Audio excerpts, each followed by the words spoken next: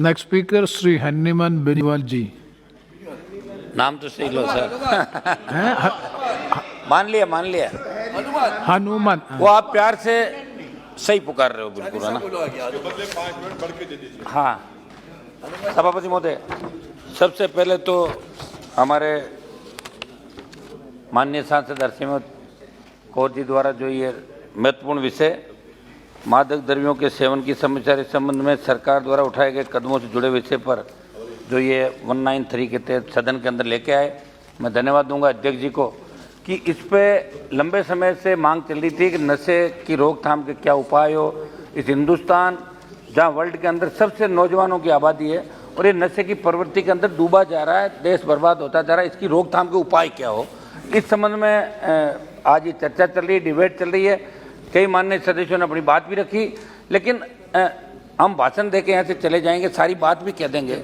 मेरा ये निवेदन रहेगा कि इसकी रोकथाम के उपाय क्या हो, किस तरह जन जागरण अभियान चले, किस तरह हम युवा पीढ़ी को बचाएं।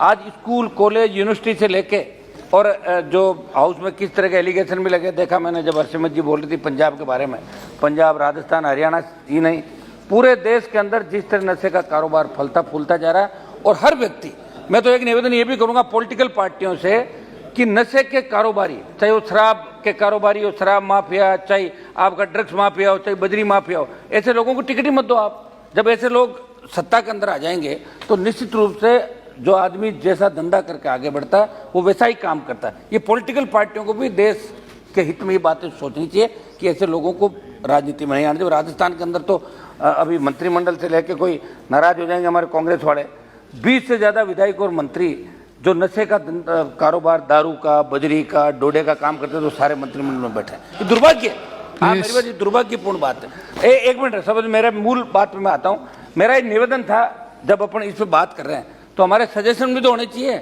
हम ये बात कह के चले जाएंगे कि एक मिनट रुकिए साहब, जब बात कह के चले जाएंगे इसकी रोकथाम क्या हो, ये तो भाषण हो गया, उपाय क्या हो। सबसे पहले उपाय ये हो कि पॉलिटिकल पार्टियां ये तय करें कि नशे के कारोबार से जुड़े व्यक्ति को पार्टियां टिकट नहीं देगी, तो ये अपना आप काम हो जाएगा। आधा काम देश के अंदर यहीं से शुरुआत की जाए, क्योंकि ऊपर से शुरुआत होती है वही नीचे जाती है। आप देखिए, जिले का अगर एसपी ईमानदार होता है तो थानेदार अपना ईमानदारी से काम करता है, कलेक्टर ईमानदार होता है तो पटवारी ईमानदार होकर वो चोर होंगे तो नीचे ही चोरी चलेगी। तो ऊपर से शुरुआत की जाए, ये मेरी प्रधानमंत्री से अपील है कि शुरुआत भारतीय जनता पार्टी करे, फिर कांग्रेस फॉलो करे टिकट के मामले में। ये निवेदन है मेरा। सभापति महोदय, मैं नशीली दवाओं को दुरुपयोग और मादक द्रव्यों का सेवन देश के लिए बहुत बड़ी समस्या बन चुका है। इसे रोकने के हमारे पास, मैं मेरी बात पा रहा हूँ साहब, कई अनिवार्य कानून होने तक मौजूदा कानूनों में कुछ कमियां तथा क्रियान्वयन की कमी के कारण मादक पदार्थों पर प्रभावी रूप से लगाम नहीं लगा पा रहे हैं, जो सरकारी सिस्टम के लिए बहुत बड़ी चुनौती है।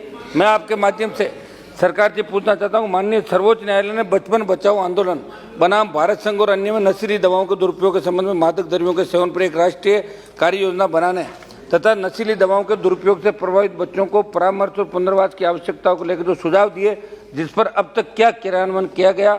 मार्च 2022 में लोकसभा में एक सवाल के जवाब में सरकार ने जवाब दिया, उसकी तरफ सदन का ध्यान आकर्षित करते हुए बताना चाहता हूं कि 2018 के दौरान NDDTC एम्स नई दिल्ली के माध्यम से भारत में नशीली पदार्थों की प्रमात्रा और पैटर्न पर किए गए राष्ट्रीय सर्वेक्षण के अनुसार 10 से 17 वर्ष आयु के बच्चों द्वारा विभिन्न नशीले पदार्थों का किए जाने वाला सेवन से जुड़े जो आंकड़ा है बहुत चिंताजनक है। महोदय, ये बात मैं इसलिए बोल रहा हूँ कि किसी भी राष्ट्र की वास्तविक शक्ति वहाँ के युवक की होती है, और जब देश का, मेरे को बोलने दो साहब थोड़ा सा। नो समाप्त, एक मिनट में समाप्त की समय हो गया। एक मिनट साहब, जब देश का युवा ही नशे को फैशन बना चुका तो निश्चित तौर पर बहुत चिंताजनक है। और ये बड़ी विडंबना की बात है कि हमारी सभ्यता जितनी आगे बढ़ी, नशाखोरी और अपराध की घटनाएं उतनी तेजी से आगे बढ़ रही है। हिंसा, बलात्कार, चोरी, आत्महत्या आदि अनेक अपराधों के पीछे नशा बहुत बड़ी वजह है। सर, मैं एक राजस्थान का उदाहरण दूंगा। एक दिल्ली के पालम क्षेत्र की एक घटना है, उसके बाद में राजस्थान की, अपने माता बहन और पिता तथा दादी की हत्या कर दी। वो इसलिए कर दी कि घरवालों ने उसे नशे के लिए पैसे देने से मना कर दिया। इसी प्रकार त्रिपुरा में एक नाबालिग ने अपने परिवार की हत्या कर दी। इसी प्रकार राजस्थान के हनुमानगढ़ जिले के गांव फेपाड़ा में नशे की लत ने पूरे परिवार को लील लिया, क्योंकि नशे का आदि युवकों को घरवालों ने नशा मुक्ति केंद्र भेजा तो वहां से वापस आकर इस बात से नाराज होकर माँ बाप और छोटे भाई की हत्या कर दी। और छीना झपटी, डकैती और चोरी की बढ़ती वारदातें भी नशे के आदि लोग करते हैं। देश के लिए चिंता का विषय।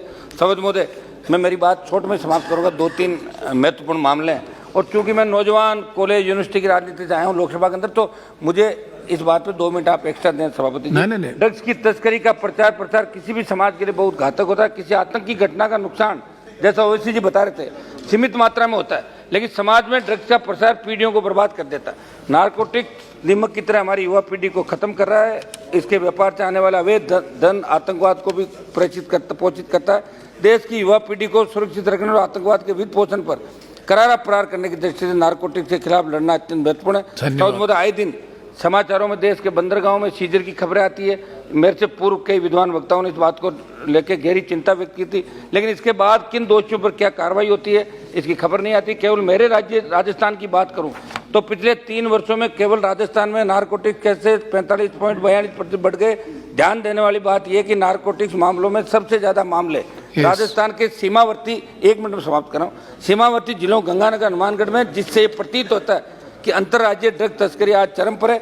समझ मुझे राजस्थान के युवा बहुत तेजी से सिंथेटिक ड्रग्स में, ये मेरा लास्ट टॉपिक है साहब, ड्रग जिसमें एमडी, जिसको बोलते हैं एमडीएमए भी आता है, कि चपेट में आते जा रहे हैं, जो हमारे भविष्य को खतरे में डाल रहा है। लेकिन दुख से बताना पड़ रहा है कि इस समय पूरे प्रदेश में अन्य ड्रग्स की तुलना में सिंथेटिक ड्रग्स की बड़ी खेप पहुंच रही है, जो पंजाब से लेकर महाराष्ट्र तक। ननवीद राणा जी, एक समाप्त कर रहा हूँ, एक लास्ट सेंटेंस मैं लास्ट समाप्त कर रहा हूँ। स्मगल हो रही है। किसी भी प्रकार का नशा मनुष्य की जिंदगी को नरक की तरफ ले जा रहा है। कुछ साल बाद नशा करने वाले जिंदा लाश हो जाते हैं।